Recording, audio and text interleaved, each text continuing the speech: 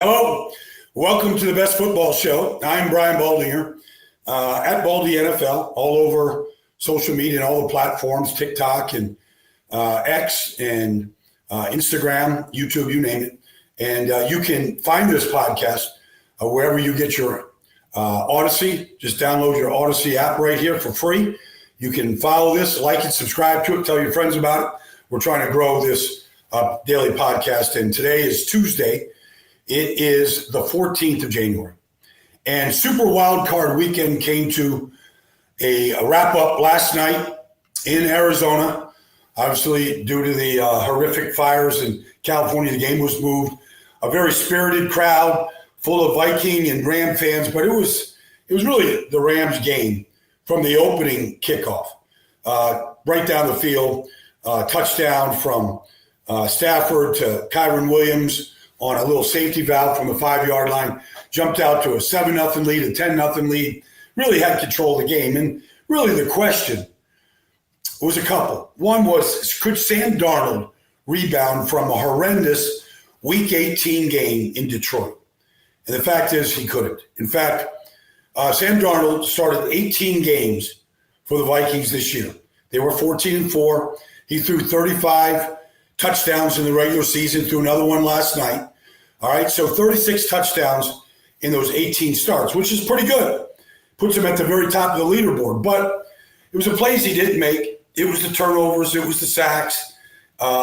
His inability to – look, the Rams, credit the Rams. They sacked him 9 times, including the very first play of the game. They sacked him. They constantly had him behind the sticks. They hit him 12 more times. They forced the interception. They forced the fumble return for a touchdown by Jared Verse. And we saw a dominant defensive front by all of the young defensive linemen of the Rams. Jared Verse, Kobe Turner, Byron Young, Braden Fisk. Like they all showed up and they all played well. The defensive schemes by Coach Shula were great. Blitzing the safeties, whether it was Quentin Lake, you name it. Kello Witherspoon got to the back of Darnold and knocked the ball out, and Jared Verse went 57 yards for a touchdown to really blow the game open. But I guess the question is, Sam Darnold, for the Vikings going forward, he was 14-4 as a starter. Like I mentioned, he threw 36 touchdowns. He had 5 clunkers in his starts. In his 18 starts, he had 5 clunkers, including the final 2. We only concentrated on the last 2 in Detroit and last night against the Rams. We saw 5 clunkers, but he had 5. But he also had 13 great games. So the Vikings, and I talked to the general manager back in Week 14 when Minnesota was getting ready to play the Atlanta Falcons, and he said, we don't have any decisions to make right now. Let it play out. Well, the Vikings have played it out, and this is what I think is going to happen. I don't think the Vikings necessarily want to lose Sam Darnold, but I don't think they want to make him a big, huge offer either. He's on a 1-year deal for $10 million. They got their $10 million, or if they got to the playoffs, they look bad in the last 2 games. But I think what the Vikings will do is say, look, Sam, we want you, but go test the market. Go see what the market is. Maybe the Giants, who knows, teams that need a quarterback, maybe they'll make an offer. And maybe give us the chance to honor or match the offer. Because I know Sam doesn't want to go. I know he wants to stay. But J.J. McCarthy will be healthy. He was drafted to be the future quarterback. It was a group decision by Kevin O'Connell and Kwesi, the general manager, and the front office. But it did not finish well. So the Rams move on. They played great football. The young players, young defensive linemen, Stafford, the young offensive line, Bo Limmer at center, the rookie. They played well. Didn't turn the ball over, good game plan. Vikings never got close, never.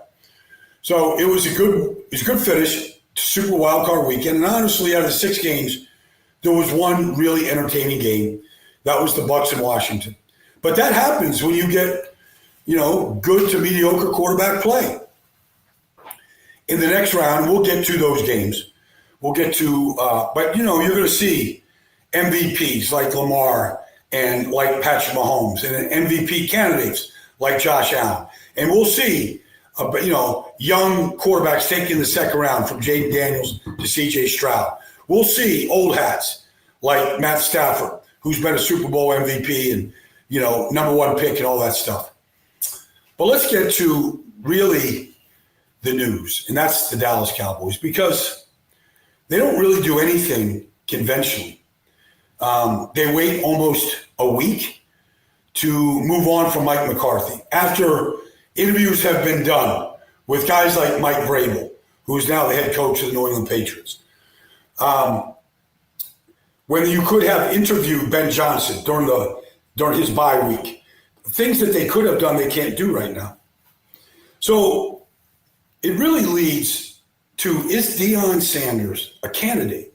Now, I saw Deion at the Hula Bowl last Thursday. I talked to Deion on the sidelines. He came, he had 6 players playing in the Hula Bowl, including the punter and 3 defensive linemen and the linebacker, Levante Bentley. Like, they had good players in the Hula Bowl. He came. Obviously, Deion's a Florida kid, Florida man. So he was down there supporting his players. And I asked him about Travis Hunter. Can he play both ways in the NFL? He said absolutely, especially if you get 40 seconds between plays, which you don't get in the college game. So if you get time to rest and defense and offense, he believes he can be a factor both ways. Then I asked him about coaching at the next level. He said he would love to coach his kids, love to coach Shedeur and Shiloh like he did at Colorado. So Cowboys, I believe will interview Deion. I believe they'll interview Kellen Moore. When Mike McCarthy got the job, he was there for 5 years. They basically told Mike McCarthy, Kellen Moore's your offensive coordinator. Now, eventually, Mike took over the play calling, and Kellen moved on to Philadelphia this year. He's got his team, right now in the divisional playoff round, and they'll be the favorites against the Rams. But I think Deion is interested. Now, without really going, even if he can't coach his kids, I think he's got some real things that he would tell Jerry Jones. Like some of these guys going on podcasts after games and, basically saying whatever they want to say. Like some of this stuff, Deion believes, let me say this. Deion believes in old school coaching. He believes in what Sean Payton does. He believes in what Jim Harbaugh did with the Chargers this year. He believes in what Bill Belichick did, where you basically speak with one voice. There is discipline. We heard all kinds of noise coming out of Miami that players were routinely late for Mike McDaniel. Like that stuff's not going to happen with Deion. It didn't happen at Jackson State. It doesn't happen to Colorado. And if Deion gets a shot with the Cowboys, I think he would tell Jerry Jones, like whatever nonsense has been allowed to go on, players late, treatment, like there's going to be one voice, and it'll be Deion's. And there's going to be respect for Deion as a coach. He's going to be addressed as coach. He's going to be the coach. He's going to be the one voice that speaks for the organization. I don't even know if Jerry Jones will be able to do his radio shows and things. It'll go through Deion. And it will be old school discipline. How to practice, how to be prepared, how to prepare. The same things I think that Mike Vrabel will bring to the New England Patriots that he brought to Tennessee. There's going to be an old school mentality. And there has to be. That's the only way Deion, if Deion isn't allowed to operate in that type of environment, he wouldn't take the job, any job. Like he's got to be in charge. He wants to lead. He wants to develop young men, and a lot of these players, even at the NFL level, while they may be pros, they have to develop as men. It's a big part of Deion's programs. So I think he's a candidate. I think Jerry Jones would be foolish not to talk to him. He's won at the Jackson at that level, and he won big at Colorado, a program that was moribund, and he turned it around. I think he can coach. And I've talked to Warren Sapp. I've talked to a lot of coaches that have coached with him. They believe in Deion as a head coach, as a motivator, as a guy that knows how to prepare, as a guy that knows how to light a fire under his players. I think Deion has what it takes to be a good NFL coach. I really do. And there's a no-nonsense approach to the whole game, to the whole thing. But would he love to be able to coach Shedeur and Shiloh? If there's a way that the Cowboys can get that done, trading certain players, I think there's certain players in that Cowboys team right now that Deion wouldn't have any problem trading. And I'm talking about some star players. But I think Deion would have no problem starting from scratch and doing it his way. Let's get to Sunday, because Sunday in this divisional round starts in Philadelphia. And I feel like the Rams really got the short end of the stick in this divisional round. First of all, they played on Monday night last night on the road. So they had to pack up in Arizona, albeit 1 hour flight to LA. But still, you got to get on a plane. You got to get to LA. They get to LA, 3, 4 in the morning on Tuesday. The Eagles have already, they took care of business on Sunday. They've already had a full day to prepare. They had a day to watch the Rams last night, to get into their game planning last night. They already ran the Rams out of their gym, on November 24th, when they had their best offensive day of the year. They ran for 255 yards. They had over 500 yards of offense. They scored 37 points. Now, every game is different, but, Saquon had his best day as an Eagle. I think he set the Eagle rush record that day that LaShawn McCoy had. I believe I'm right on that. Maybe I've got to get the numbers right. But I believe Saquon, he had 2 70-plus yard touchdown runs. They had no problem with that Rams front. They gave the Vikings problems all night. And because the Eagles are just better in the trenches than the Rams are. Now, coaching matters, and every game is different. And Sean McVay will have a different game plan than he had on November 24th. The fact remains, they're going to be on a short week. They got to travel on Saturday after getting back at 3 or 4 in the morning on Tuesday morning. It's a very short week. The Eagles have had a full day and a half extra to prepare for this game. Now, the Eagles didn't have a dynamic passing game on Sunday. They only attempted 21 passes. They completed 13. They really didn't attack in the passing game. Opening drive, touchdown, Jahan Dotson. Okay, he's the guy that uncovered the end zone. Jalen Hurts had 7 seconds to throw the ball. He found the open receiver. But the marquee game on Sunday night at 6:30, is in Buffalo, where the Ravens play the Buffalo Bills.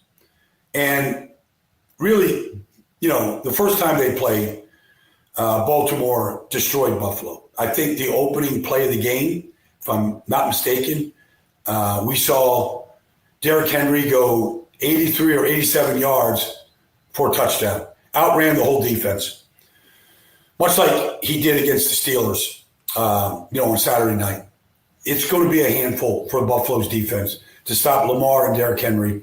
And then the passing game, the 2 tight ends, Andrews likely, whether Zay Flowers plays or not. Rashad Bateman caught a touchdown pass last week. I think it's going to be a handful. And then the one matchup I think that's going to be, and look, everyone's going to talk about Josh and Lamar, and that's great. We love talking about quarterbacks and who's worthy of the MVP and all that kind of stuff. It's going to cover the headlines for sure. But this Bills offensive line is very good. But they're going up against a team that led the league in sacks a year ago and was second in the league in sacks this year.